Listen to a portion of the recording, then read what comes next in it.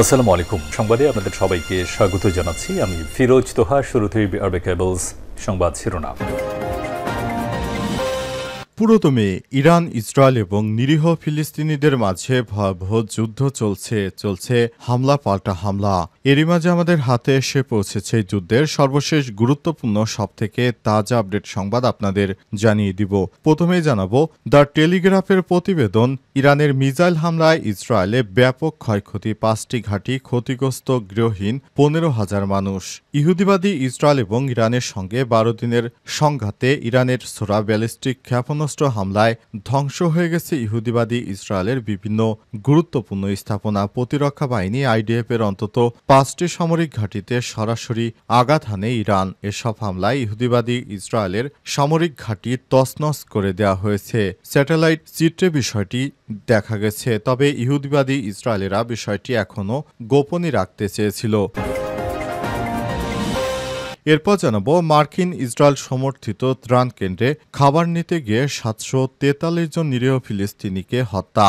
যুক্তরাষ্ট্র ইসরায়েল সমর্থিত Gaza humanitarian foundation বা জিএইচএফ এর ত্রাণ বিতরণ কেন্দ্রে গত কয়েক সপ্তাহে খাবার নিতে গিয়ে নিহত হয়েছে 743 জন ফিলিস্তিনি। এছাড়াও আহত হয়েছে আরও 4,891 জন। এই তথ্য জানিয়েছে গাজার স্বাস্থ্য মন্ত্রণালয়। এদিকে ইরানে নতুন করে বিপ্লবী গার্ড বাহিনীর 2 সদস্য নিহত। 12 দিনের সংঘাতের সময় ইসরায়েলি বাহিনীর ফেলা অবিস্ফোরিত বোমা নিষ্ক্রিয় করতে গিয়ে ইরানের বিপ্লবী গার্ড বাহিনী আইআরজিসির 2 সদস্য নিহত হয়েছে। আজ দেশটির সংবাদ মাধ্যমের বরাতে এই তথ্য জানিয়েছে আল জাজিরা। এদিকে $1 ট্রিলিয়ন খনি তালেবানের হাতে। আফগানিস্তানের নতুন অস্ত্র।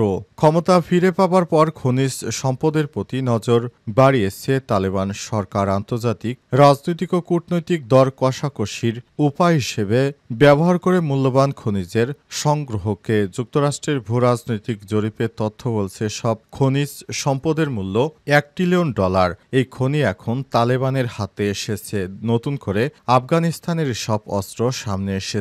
যুক্তরাষ্ট্রের ভূতাত্ত্বিক জরিপের তথ্য বলছে সব খনিজ সম্পদের মূল্য $1 ট্রিলিয়ন বেশি। দেশটির 34টি প্রদেশে 1400-র বেশি মজুদ শনাক্ত হয়েছে, যেখানে শুধুমাত্র আকরিক লোহা মজুদ 2 বিলিয়ন মেট্রিক টন। লোগার প্রদেশে তামার মজুদ রয়েছে 1,20,00,000 টন, যার বাজার মূল্য $50 বিলিয়ন রয়েছে। লিথিয়াম ও 47টি তেলকূপের মজুদও। এসব অর্থ যদি আফগানিস্তান ব্যবহার করতে পারে তাহলে সেটা আফগানিস্তানকে ধনী রাষ্ট্রে পরিণত করবে।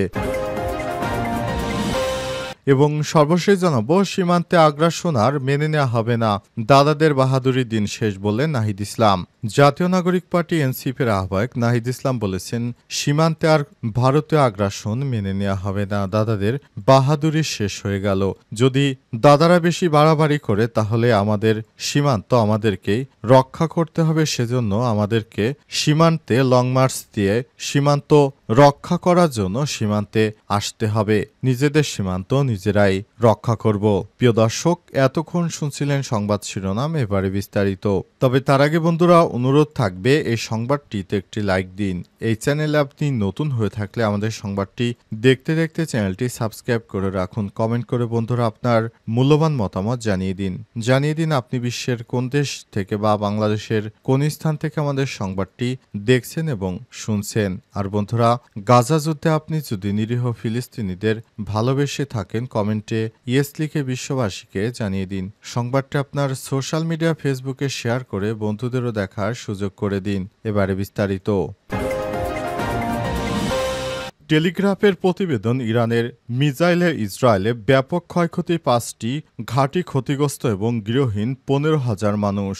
গত মাসে ইরান ইসরায়েলের 12 দিনের সংঘাতে ইরানের ছোড়া ব্যালিস্টিক ক্ষেপণাস্ত্র ইসরায়েলি প্রতিরক্ষা বাহিনী আইডিএফ এর অন্তত 5টি সামরিক ঘাঁটিতে সরাসরি আঘাত হানে। স্যাটেলাইট তথ্যের ভিত্তিতে আজ এক প্রতিবেদনে এমনটি জানিয়েছে ব্রিটিশ সংবাদ মাধ্যম the Telegraph. Oregon State university থেকে সংগ্রহ করা রাডার ভিত্তিক স্যাটেলাইট স্যাটেলাইট ডেটার বরাত দিয়ে প্রতিবেদনে বলা হয়েছে ক্ষেপণাস্ত্রগুলো ইসরায়েলের সেনাঘাঁটি এবং অন্যান্য সংবেদনশীল স্থাপনায় আঘাত হানে। এছাড়াও প্রায় 15,000 ইসরায়েলি গৃহহীন হয়ে পড়েছে বলেও জানায় সংবাদ মাধ্যমটি। টেলিগ্রাফের প্রতিবেদনে বলা হয়েছে অন্তত 6টি ইরানি ক্ষেপণাস্ত্র আঘাত হেনেছে ইসরায়েলের 5টি সামরিক ঘাঁটিতে। এর মধ্যে রয়েছে তেল নব বিমান ঘাঁটি, গিল্ট ইন্টেলিজেন্স ঘাঁটি, জিপরিত অস্ত্র ও শাহজাহান নির্মাণ কেন্দ্র।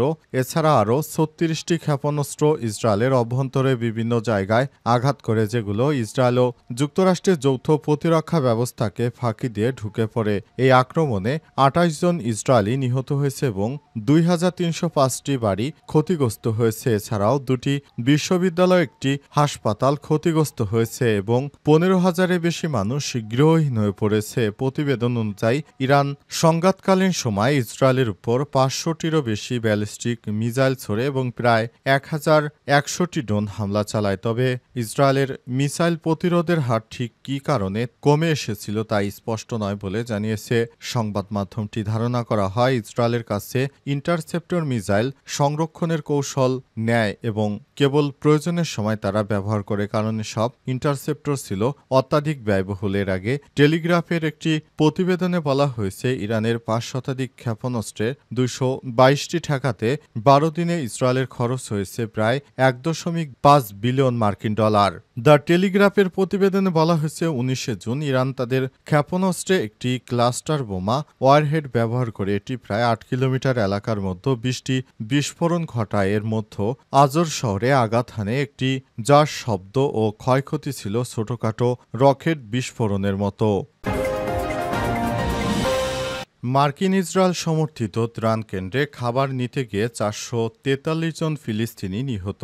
যুক্তরাষ্ট্র এবং ইসরায়েল সমর্থিত সংস্থা গাজা হিউম্যানিটেরিয়ান ফাউন্ডেশন বা জিএইচএফ ত্রাণ বিতরণ কেন্দ্রে গত কয়েক সপ্তাহে খাবার নিতে গিয়ে নিহত হয়েছে 743 জন ফিলিস্তিনি। এছাড়াও আহত হয়েছে আরও 4,891 জন। আজ এই তথ্য জানিয়েছে গাজার স্বাস্থ্য মন্ত্রণালয়। এদিকে মধ্যস্থতাকারী দেশ কাতার ও যুক্তরাষ্ট্র মিশরে দেয়া যুদ্ধবিরতি পরিকল্পনা নিয়ে আলোচনার জন্য কাতারে প্রতিনিধি দল পাঠাচ্ছে ইসরায়েলের প্রধানমন্ত্রী বেঞ্জামিন নেতানিয়াহু। তবে আলোচনা চললেও গাজায় ইসরায়েলের হামলা থামেনি। রোববার ভোরেও গাজা জুড়ে ইসরায়েলের হামলায় 27 ফিলিস্তিনি নিহত হয়েছে। এছাড়াও গত 24 ঘন্টায় নিহত হয়েছে 78 ফিলিস্তিনি। ফলে ইতিমধ্যে ব্যাপক সমালোচনার মুখে পড়েছে জিএইচএফ। একাধিক প্রতিবেদনে দাবি করা হয়েছে সংস্থাটির কর্মীদের পাশাপাশি ইসরায়েলি বাহিনীও ত্রাণ নিতে আসা মানুষের উপর গুলি চালিয়েছে। গাজায় গত মে মাসের শেষ দিক থেকে ত্রাণ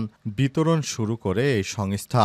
এদিকে মধ্যস্থতাকারী দেশ কাতার, যুক্তরাষ্ট্র ও মিশরে দেয়া যুদ্ধবিরতি পরিকল্পনা নিয়ে আলোচনার জন্য কাতারে প্রতিনিধি দল পাঠাচ্ছে ইসরায়েলের প্রধানমন্ত্রী বেঞ্জামিন নেতানিয়াহু। তবে আলোচনা চললেও গাজায় ইসরায়েলের হামলা থামেনি। আজ ভোরেও গাজা জুড়ে ইসরায়েলের হামলায় 27 ফিলিস্তিনি নিহত হয়েছে। এছাড়াও গত 24 ঘন্টায় নিহত হয়েছে 78 জন ফিলিস্তিনি। ফলে ইতিমধ্যে ব্যাপক সমালোচনার মুখে পড়েছে জিএইচএফ। একাধিক প্রতিবেদনে দাবি করা হয়েছে সংস্থাটির কর্মীদের পাশাপাশি ইসরায়েলি বাহিনীও ত্রাণ নিতে আসা মানুষের উপর গুলি চালিয়েছে। গাজায় গত মে মাসের শেষ দিক থেকে ত্রাণ বিতরণ শুরু করে এই সংস্থা।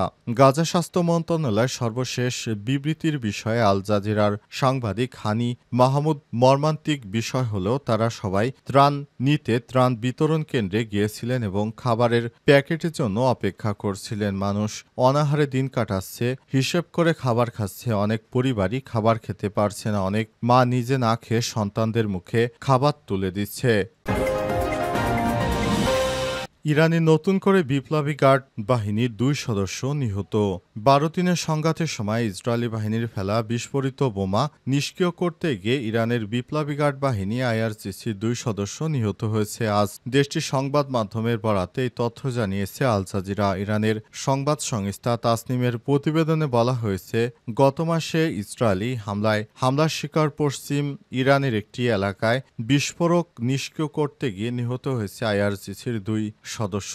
আরসিসির এক বিবৃতিতে জানানো হয়েছে, ইরানের খোরামাবাদে ইহুদিবাদী ইসরায়েলের আগ্রাসনের সময় ফেলা বিস্ফোরক কাজ সরানোর সময় গার্ড বাহিনী 2 সদস্য নিহত হয়। এর আগে গত 13 জুন ইরানের সামরিক ও পারমাণবিক স্থাপনা, পরমাণু বিজ্ঞানী এবং সামরিক উদ্বোধন কর্মকর্তাদের লক্ষ্য করে নজিরবিহীন বিমান হামলা শুরু করে ইসরায়েলের পর পাল্টা ক্ষেপণাস্ত্র হামলা চালায় ইরানও। সর্বশেষ যুক্তরাষ্ট্র ইরানের 3টি পারমাণবিক স্থাপনা লক্ষ্য করে বিমান হামলা চালায়। পরে উভয় পক্ষের সম্মতিতে 12 দিনে সংঘাত থামে। এই সংঘাতে ইরানের বেশ কিছু সামরিক কর্মকর্তা ও পারমাণবিক বিজ্ঞানী সহ 900 জনের বেশি মানুষ নিহত হয়েছে। অন্যদিকে 28 ইসরায়েলি নাগরিক নিহতের তথ্য জানায় জায়নবাদী দেশটির প্রশাসন। তবে তথ্য সংগ্রহ ও প্রচার নিষেধাজ্ঞা দেয় ইসরায়েলে হতাহতের সংখ্যা আরও বেশি বলে ধারণা করা হচ্ছে।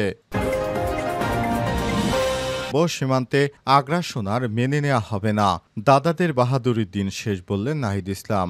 জাতীয় নাগরিক পার্টি এনসিপির আহ্বায়ক নাহিদ ইসলাম বলেছেন, সীমান্তে ভারতীয় সীমান্তরক্ষী বাহিনী বিএসএফ এর আন্তর্জাতিক আইন লঙ্ঘন করে গ্রেনেড মারে, বিস্ফোরণ ঘটায়। সীমান্তে অনেক বাহাদুরি হয়েছে আর নয়, সীমান্তে ভারতীয় আগ্রাসন আর মেনে নেওয়া হবে না। আজ চাঁপাইনবাবগঞ্জে এনসিপির পথসভায় নাহিদ ইসলাম এসব কথা বলেছেন। এর আগে চাঁপাইনবাবগঞ্জ শহরের শান্তির মোড় থেকে বেলা 2টায় শুরু হয় এনসিপির জুলাই পদযাত্রা। পদযাত্রাটি শহরের বাতেনখার মোড়, নিমতলা মোড়, বরুন্দা মোড় এবং গাবতলা মোড় হয়ে নবাবগঞ্জ সরকারি কলেজের সামনে এসে শেষ হয়। পরে সেখানে পথসভা হয়। পথসভায় নাহিদ ইসলাম বলেছেন, সীমান্তে অনেক বাহাদুরি হয়েছে, দাদাদের সেই বাহাদুরি দিন শেষ হয়েছে। যদি আর কোনো সীমান্তের পায়তারা করা হয়, যদি সীমান্তে আগ্রাসন চালানো হয়, সীমান্তে আমার ভাইদের উপর অত্যাচারের চেষ্টা চালানো হয়, আমরা সীমান্তে লং মার্চ করব, আমাদের সীমান্ত আমরাই রক্ষা করব। পথসভায় নাহিদ ইসলাম আরও বলেছেন, আমরা এসেছি জুলাই অভ্যুত্থানের বার্তা নিয়ে, যে বার্তা ইনসাফ ভিত্তিক রাষ্ট্র কায়েমের জন্য আমাদের স্বপ্ন দেখায়। আমরা বৈষম্যহীন বাংলাদেশ গড়তে চাই, সেভাবে বাংলাদেশটাকে আমরা এগিয়ে নিয়ে যেতে চাই। এ সময় তিনি বলেছেন, বিগত 17 বছরে আমাদের দেশটাকে ধ্বংসের দ্বারপ্রান্তে নিয়ে যাওয়া হয়েছিল, সেখান থেকে দেশটাকে আমরা ভালো পজিশনে নেওয়ার জন্য সর্বাত্মক কাজ করে যেতে চাই বলেছেন নাহিদ ইসলাম।